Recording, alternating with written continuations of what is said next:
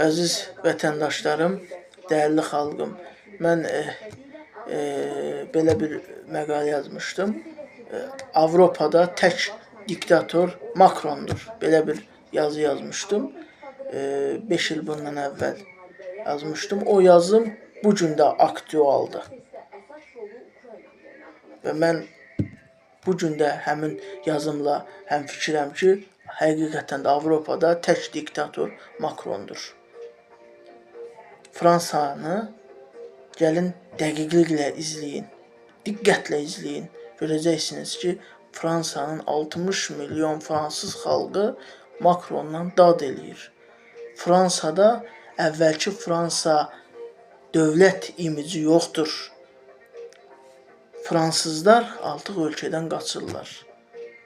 Makronun öz Fransanı polis dövlətinə çevirməsi nəticəsində 60 milyonluq fransız xalqı ölkədən qaçır.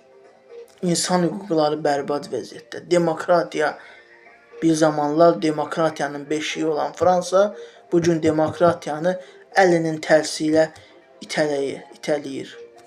Reallıq budur. Haldan hara? O Erdoğanın bir sözü var. Haldan hara? İndi Fransa haldan hara gəlib? Görürsünüz? Yəni bu vəziyyətə gətirən kimdir? Makron.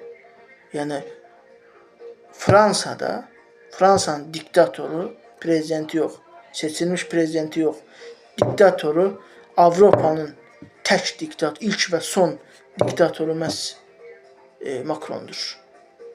Bunu bütün dünya deyir. Bütün Avropa Birliyi deyir. Birləşmiş Millətlər deyir.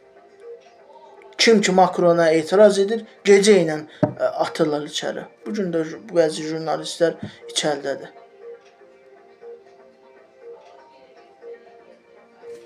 Bu qədər. Reallıq budur, gerçəklik budur. Öz ölkəsinin diktaturayı, dikta rejimi ilə idarə edir. Diktaturaya çevirib ölkəni dikta rejimi ilə idarə edir. Amma başqa ölkələrin də daxili işinə qarışır. Ey Makron, özünə fikir ver, öz ölkənə fikir ver.